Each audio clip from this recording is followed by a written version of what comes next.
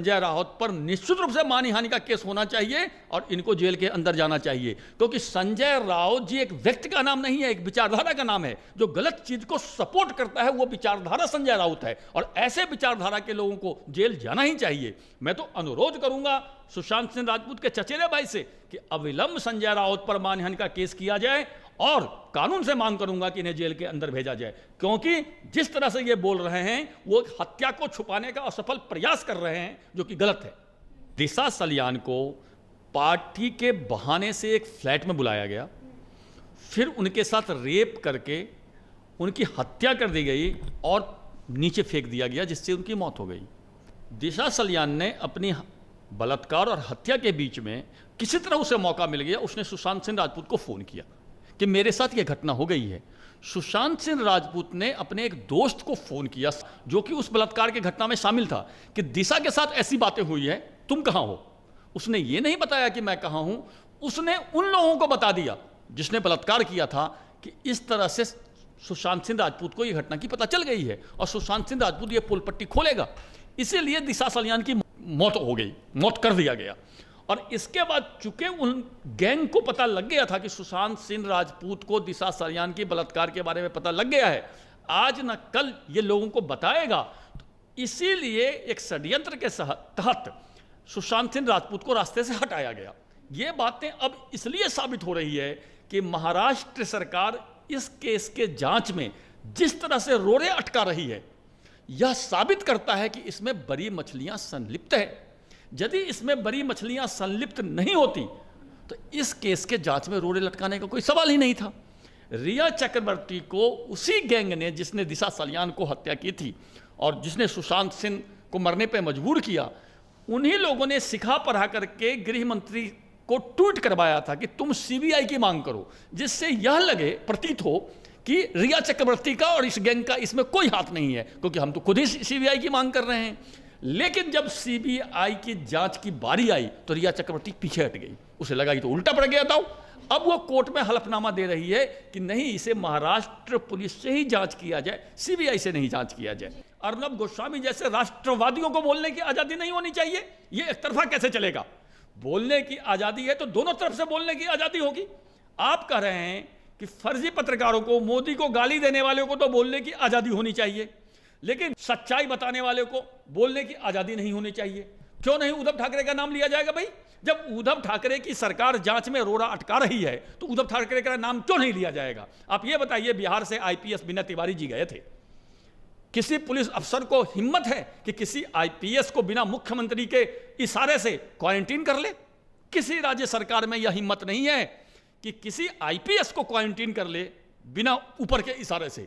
तो यह तो साबित करता है कि उद्धव ठाकरे के सरकार के चाहे जिसने भी इशारा किया हो, बंबई पुलिस को इशारा किया, बीएमसी को इशारा किया, जिससे विनय तिवारी को क्वारंटीन के नाम पे गिरफ्तार कर लिया गया, उन्हें हिरासत में एक तरह से रख दिया गया 14 दिन के हिरासत में, जिससे कि यह जांच ना कर सके।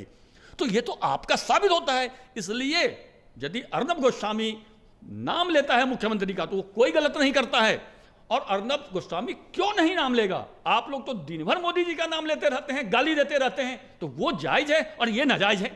इस केस में नाम लेना तो बनता है, क्योंकि महाराष्ट्र सरकार, महाराष्ट्र पुलिस जांच में असहयोग कर रही है। नमस्कार, मैं हूं आंचल सिंह और आपका स्वागत है हमारे चैनल पर। सुशांत सिंह राजपूत को लेकर जिस तरीके से सीबीआई जांच की मांग की जा रही थी, संजय राउत और महाराष्ट्र सरकार जिस तरीके से उस पर यह कहा जा रहा था महाराष्ट्र सरकार की तरफ से कि सीबीआई की कोई ज़रूरत नहीं है, वहीं पर संजय राउत ने जो परिवार को लेकर उन्होंने अनाप शनाप बयान दिए थे, उस पर अब उनके परिवार ने भी पलटवार किया। उन्होंने कहा कि मानहानि का केस करेंगे, क्योंकि जो संजय राउत ने बताया था कि सुशांत सिंह राजपूत के उनके पिता से संबंध अच्छे नहीं थे, उन्होंने दोबारा शादी कर ली थी और दूसरी शादी से उनमें अनबन थी, उस पर फैमिली ने ऐतराज जताया। उन्होंने कहा कि इस तरीके की बातचीत से मान सम्मान की हानि हुई है। वहीं पर आदित्य ठाकरे का जब नाम आया तो संजय राउत ने धमकी दी थी, लेकिन अब किस तरीके से बीजेपी ने भी पलटवार किया है। जो बीजेपी पर आरोप वो लगा रहे थे केंद्र सरकार और बिहार की राजनीति को लेकर बोल रहे थे कि बिहार से दिल्ली तक महाराष्ट्र सरकार को गिराने की साजिश रची जा रही है और इसीलिए गंदी राजनीति की जा रही है। बिहार के आईपीएस को किस तरीके से क्वारंटाइन कर दिया गया था, और वहीं पर अब बीजेपी के प्रवक्ता ने पलटवार करते हुए ये कहा है कि इनका नार्को टेस्ट करवाना चाहिए, संजय राउत और आदित्य ठाकरे दोनों का। तो अब आदित्य ठाकरे के साथ साथ संजय राउत भी फंसते हुए नजर आ रहे हैं और इसी विषय पर चर्चा के लिए हमारे साथ हैं बिहार के सतीश झा जी। सर, आपका बहुत बहुत स्वागत है हमारे चैनल पर।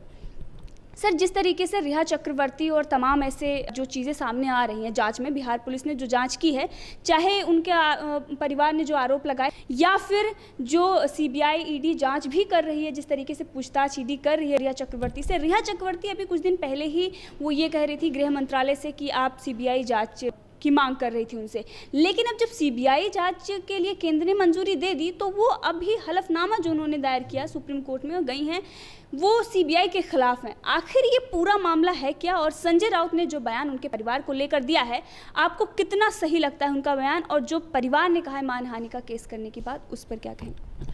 आपके प्रश्न के 3 भाग हैं। पहला भाग, ये मुद्दा क्या है? यह मुद्दा शुरू होता है दिशा सलियान के मौत से।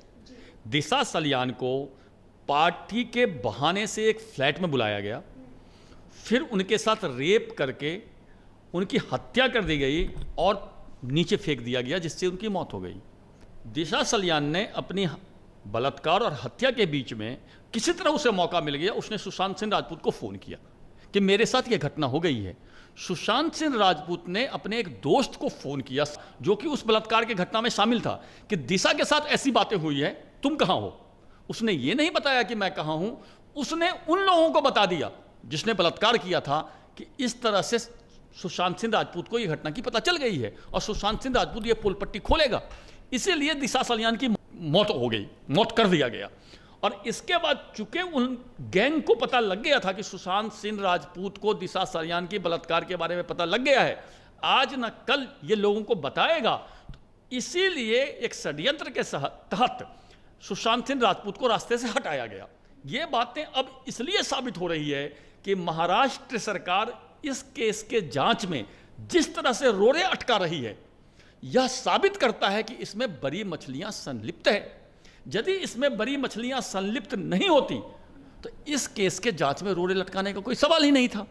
रिया चक्रवर्ती को उसी गैंग ने जिसने दिशा सलियान को हत्या की थी और जिसने सुशांत सिंह को मरने पर मजबूर किया, उन्हीं लोगों ने सिखा पढ़ा करके गृह मंत्री को ट्वीट करवाया था कि तुम सीबीआई की मांग करो, जिससे यह लगे, प्रतीत हो कि रिया चक्रवर्ती का और इस गैंग का इसमें कोई हाथ नहीं है, क्योंकि हम तो खुद ही सीबीआई की मांग कर रहे हैं। लेकिन जब सीबीआई की जांच की बारी आई तो रिया चक्रवर्ती पीछे हट गई, उसे लगा कि तो उल्टा पड़ गया था। अब वो कोर्ट में हलफनामा दे रही है कि नहीं, इसे महाराष्ट्र पुलिस से ही जांच किया जाए, सीबीआई से नहीं जांच किया जाए। नंबर 1। नंबर 2, आपने संजय राउत के बारे में बोला। संजय राउत जी अपने आका को बचाने के लिए विभिन्न तरह से षड्यंत्र कर रहे हैं। चूंकि उनके आका उद्धव ठाकरे और आदित्य ठाकरे हैं, उनको सेफ निकालने के लिए वह एक षड्यंत्र कर रहे हैं, जिस षड्यंत्र में वो असफल हो रहे हैं और इसके बाद वो अनर्गल प्रलाप कर रहे हैं, अनर्गल आरोप लगा रहे हैं। इसी अनर्गल आरोप लगाने के चक्कर में उन्होंने यह कहा कि सुशांत सिंह के पिताजी ने दूसरी शादी की थी, जो कि बिल्कुल ही झूठी है, ऐसा है ही नहीं। और जहां तक उनके सुशांत सिंह के बहन और सुशांत सिंह के बीच का संबंध है, यह भी झूठा आरोप है कि वो गलत, मतलब तनावपूर्ण संबंध था। आप ऐसी कल्पना कीजिए कि जिस भाई बहन की मां नहीं है, बाप 74 साल का है, एकलौता भाई है, उसका संबंध खराब भाई बहन में हो ही नहीं सकता, क्योंकि वो भाई अपने बहन को ही मां मानने लगता है, क्योंकि कहीं तो अपनी बात वो बोलेगा, इसलिए वह संबंध हमेशा अच्छा होता है। तो सुशांत सिंह राजपूत के पिताजी पर, सुशांत सिंह पर या उसके बहन पर जो संजय राउत का यह आरोप है, यह अनर्गल प्रलाप से ज़्यादा कुछ नहीं है। तीसरी बात, संजय राउत ने बोला था कि बिहार पुलिस क्या जांच करेगी, महाराष्ट्र पुलिस अच्छी जांच करेगी, या उनका कुल मिला के यह कहना था कि महाराष्ट्र पुलिस बिहार पुलिस से अच्छी है, जबकि उदाहरण ये साबित नहीं करता है। महाराष्ट्र पुलिस के अंदर में ही सलमान खान के कार का ड्राइवर कौन था, आज तक पता नहीं लग पाया। 7 आदमी को कार से कुचल कर मार दिया सलमान खान के कार ने, लेकिन महाराष्ट्र पुलिस आज तक पता नहीं लगा पाई कि उसका ड्राइवर कौन था। आप आइए हाजी मस्तान, आप आइए दाऊद इब्राहिम, आप आइए छोटा राजन, किसी को नहीं पकड़ पाया महाराष्ट्र पुलिस। दूसरी तरफ बिहार पुलिस की बात कीजिए, शहाबुद्दीन बहुत बड़े गुंडे थे, अंदर कर दिया बिहार पुलिस ने। आनंद मोहन सिंह एक बहुत बड़े गुंडे होते थे, जेल में सड़ रहे हैं। पप्पू यादव एक समय में बहुत बड़े बाहुबली हुआ करते थे, आज भद्र लोग आदमी बने हुए हैं। यहां तक कि बिहार पुलिस ने लालू यादव जैसे केस में भी सही जांच करके उनको जेल के अंदर पहुंचा दिया है। तो महाराष्ट्र पुलिस से बिहार पुलिस हमेशा 20 है, 19 नहीं है। इसलिए संजय राउत का यह सारे आरोप बेबुनियाद हैं, गलत हैं, तथ्यहीन हैं। सर, संजय राउत ने अंकिता लोखंडे को लेकर भी उन्होंने बयानबाजी की। उन्होंने कहा कि जो उनकी पूर्व गर्लफ्रेंड थी उनसे उनका ब्रेकअप क्यों हुआ, इस बात की भी जांच होनी चाहिए। साथ में जो रिया चक्रवर्ती ने बात कही थी, सेम वही संजय राउत ने कहा। उन्होंने कहा कि उनके पिता ने जो FIR दर्ज करवाई है, कहीं ना कहीं वो किसी न किसी से मोटिवेटेड हैं, और ये इशारा उन्होंने साफ साफ अंकिता लोखंडे पर किया है। तो आप क्या कहेंगे संजय राउत के इस बयान पर? देखिए, यह गलतफहमी पैदा करने का असफल प्रयास है, भ्रम पैदा करने का, कन्फ्यूजन पैदा करने का असफल प्रयास है। संजय राउत जी उम्र से ही नहीं, दिमाग से भी बुजुर्ग हो गए हैं। उन्हें नहीं पता कि आजकल के बच्चे गर्लफ्रेंड और बॉयफ्रेंड क्या होते हैं, लिव इन रिलेशनशिप क्या होता है। संजय राउत को नहीं पता, वो आज के ज़माने में नहीं है। वो जिस ज़माने में स्कूल कॉलेज जाते थे उस ज़माने में ये सब तो होता नहीं था, और इसके बाद उनको कमाने से फुर्सत नहीं मिला कि आजकल के बच्चे का स्वभाव जान सके। आजकल के बच्चे का स्वभाव जानने के लिए आपको आजकल के बच्चे के साथ रहना पड़ेगा। तो ब्रेकअप होना कोई आजकल बहुत बड़ी बात नहीं मानी जाती है, खास करके नवयुवकों में। तो अंकिता लोखंडे रिलेशनशिप में थी, उसका ब्रेकअप हो गया, वो अध्याय हो गया खत्म। इसके बाद सुशांत सिंह के जीवन में रिया चक्रवर्ती आई। चूंकि इन्हें पता है कि रिया चक्रवर्ती फंसेगी तो हमारे आला कमान के घर तक ये बात जाएगी, महाराष्ट्र सरकार गिरेगी, बड़े बड़े लोग जेल जाएंगे, ये पता है संजय राउत को। इसलिए अपने आका को बचाने के लिए संजय राउत अंकिता लोखंडे का नाम ले रहे हैं। कभी सुशांत सिंह के पिताजी पर आरोप लगा रहे हैं, कभी सुशांत सिंह के बहन पे आरोप लगा रहे हैं। यह होता क्या है, जब आदमी फंसने लगता है तो हाथ पांव मारने लगता है, वो छटपटाने लगता है। तो संजय राउत जी छटपटा रहे हैं, और छटपटाहट में हमेशा आदमी गलती करता है, जो कि उन्होंने गलती कर दी। उन्होंने सुशांत सिंह के पिता पर यह आरोप लगा करके कि उन्होंने दूसरी शादी करी थी, रंगे हाथ पकड़े गए, उनका झूठ पकड़ा गया। तो चूंकि उनका झूठ पकड़ा गया, इसलिए अब उनके बात का कोई महत्व नहीं है। अब उनके आका को इस केस में फंसना ही है। CBI ने सुशांत सिंह के पिता से, सुशांत सिंह के बहन से पूछताछ के लिए आज जा रही है। आज रात में जाए या कल सुबह जाए। इनके पूछताछ के बाद CBI महाराष्ट्र में जाकर के पूछताछ करेगी रिया चक्रवर्ती से, और रिया चक्रवर्ती जो जो नाम खोलेगी उससे आगे पूछताछ शुरू हो जाएगा। तो इनका आका फंसता चला जाएगा। अपने आका को फंसता देखिए बौखला गए हैं, ये बौखलाहट में अनर्गल प्रलाप कर रहे हैं। इनके प्रलाप से कुछ नहीं होने वाला है। इस केस में अब दूध का दूध और पानी का पानी होगा। जो उनके परिवार ने, जो उनके चचेरे भाई हैं, जो BJP के नेता भी हैं, उन्होंने जो मानहानि का केस करने की बात कही है संजय राउत पर, इस पर आप क्या कहेंगे? संजय राउत पे मानहानि का केस होना चाहिए? यह फिट केस है मानहानि के लिए। किसी आदमी ने दूसरी शादी ना की, 74 साल के बुजुर्ग को आप बोल रहे हैं कि उन्होंने दूसरी शादी की, तो आपको प्रूफ देना पड़ेगा कि दूसरी शादी की तो किससे की, कुछ तो सबूत होगा, या कहीं कोर्ट का आपका सबूत है शादी का, महिला को लाना पड़ेगा आपको। यदि आप नहीं ले पाते हैं तो यह मानहानि का फिट केस है। संजय राउत पर निश्चित रूप से मानहानि का केस होना चाहिए और इनको जेल के अंदर जाना चाहिए, क्योंकि संजय राउत जी एक व्यक्ति का नाम नहीं है, एक विचारधारा का नाम है। जो गलत चीज को सपोर्ट करता है वो विचारधारा संजय राउत है, और ऐसे विचारधारा के लोगों को जेल जाना ही चाहिए। मैं तो अनुरोध करूंगा सुशांत सिंह राजपूत के चचेरे भाई से कि अविलंब संजय राउत पर मानहानि का केस किया जाए, और कानून से मांग करूंगा कि इन्हें जेल के अंदर भेजा जाए, क्योंकि जिस तरह से ये बोल रहे हैं वो हत्या को छुपाने का असफल प्रयास कर रहे हैं, जो कि गलत है। रिया चक्रवर्ती जो सुप्रीम कोर्ट गए हैं और उन्होंने कहा कि 2 लोगों ने और आत्महत्या की, उनकी मौत हो गई। जो लोगों की मौत हुई है, उन पर मीडिया प्रेशर नहीं डाल रही है, उन लोगों को बात ही नहीं उन लोगों की चल रही है। सिर्फ और सिर्फ मेरे पे इल्ज़ाम लगा दिया गया है, और मीडिया ने इस तरीके से हवा बनाया है, और मुझे पहले ही दोषी करार कर दिया गया है। साथ में उन्होंने आरुषि जो कांड है उसका, और उन्होंने जो 2G घोटाला हुआ उसकी याद उन्होंने दिलाई। उन्होंने जो भी तर्क दिया है वो बिल्कुल गलत दिया है। मैं एक एक तर्क को भी काट के बताता हूं आपको। पहले तो एक पत्रकार हैं, कहिए तो नाम ले लूं, राजदीप सरदेसाई। उन्होंने बोला कि सुशांत सिंह राजपूत छोटा मोटा कलाकार था, इसके मौत पे इतना हंगामा क्यों? राजदीप सरदेसाई जी, क्या बड़े आदमी के मौत पे ही हंगामा होगा? शर्मनाक बयान आपका, डूब के मर जाइए। छोटा कलाकार था, क्या मतलब है आपका? छोटा आदमी मर गया तो वो कीड़ा मकोड़े हैं? हाँ राजदीप जी, हम लोग तो कीड़े मकोड़े हैं, आप मरिएगा तो बड़ा हल्ला होगा। ये शर्मनाक बयान था। दूसरी बात है, रिया चक्रवर्ती जो कही है, जो आरोप लगाई है कि दूसरे के मौत पे, बिल्कुल सही बोली है वो। ऐसे ऐसे मुंबई में 100 आत्महत्याएं हुई हैं जिसकी जांच सुशांत सिंह राजपूत के बहाने होनी चाहिए, और देखिएगा सारे आत्महत्या में कोई ना कोई इन्वॉल्व मिलेगा, अधिकांश में कोई ना कोई इन्वॉल्व मिलेगा, उस पर जांच होनी चाहिए। जहां तक रिया चक्रवर्ती ने आरुषि कांड की बात बोली है, आरुषि कांड में उनके माता पिता को ऑलरेडी सजा मिल चुका है, शायद रिया चक्रवर्ती को पता नहीं है। उनके माता पिता को सीबीआई ने चार्जशीट करके सजा मिल चुका है, वो जमानत पे हैं, तो इसलिए वो भी इनका फ्लॉप है। 2G की जहां तक आप बात कर रहे हैं, 2G में भी बिना पैसा लिए दिया गया था, फिर उसका टेंडर हुआ, कैंसिल होकर के जब बीजेपी सरकार ने टेंडर करी तो बीजेपी सरकार ने 1,80,000 करोड़ रुपया 2G से कमाया। इसलिए रिया चक्रवर्ती का यह तीनों आरोप जो है ना फर्जी है।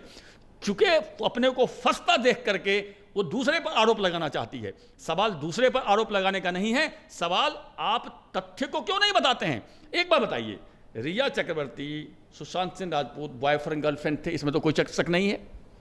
आपका बॉयफ्रेंड मर गया, मार दिया, मर गया, आत्महत्या कर लिया, ABCD कुछ भी हुआ, आपको तो आगे बढ़ के पुलिस के पास आना चाहिए, आपको तो आगे बढ़ के CBI के पास आना चाहिए कि मेरा बॉयफ्रेंड या तो आत्महत्या कर लिया है या मर्डर हो गया है, आप जांच करिए, मैं सहयोग करने के लिए तैयार हूं।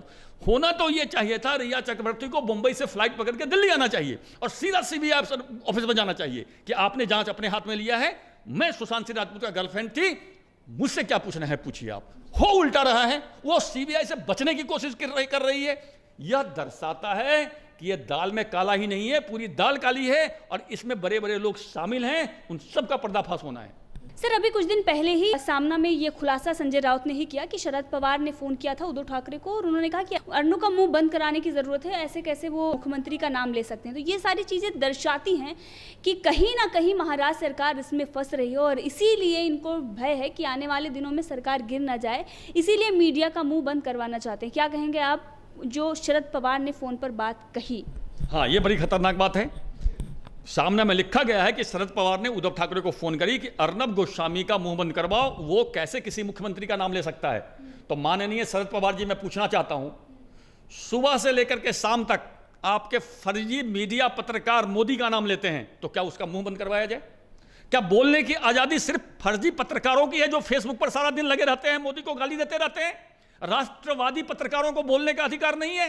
यह तो बड़ी शर्म की विषय है। ये बोलने की स्वतंत्रता का आंदोलन तो यही फर्जी पत्रकार लोग चलाते हैं, शरद पवार चलाते हैं, ऐसे ऐसे नेता चलाते हैं कि बोलने की आजादी होनी चाहिए। तो क्या बोलने की आजादी सिर्फ देशद्रोही पत्रकारों को होनी चाहिए, फर्जी पत्रकारों को होनी चाहिए? अर्नब गोस्वामी जैसे राष्ट्रवादियों को बोलने की आजादी नहीं होनी चाहिए? ये एक तरफा कैसे चलेगा? बोलने की आजादी है तो दोनों तरफ से बोलने की आजादी होगी।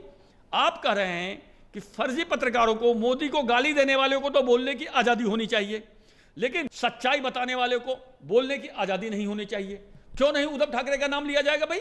जब उद्धव ठाकरे की सरकार जांच में रोड़ा अटका रही है तो उद्धव ठाकरे का नाम क्यों नहीं लिया जाएगा? आप ये बताइए, बिहार से IPS विनय तिवारी जी गए थे, किसी पुलिस अफसर को हिम्मत है कि किसी IPS को बिना मुख्यमंत्री के इशारे से क्वारंटीन कर ले? किसी राज्य सरकार में यह हिम्मत नहीं है कि किसी IPS को क्वारंटीन कर ले बिना ऊपर के इशारे से।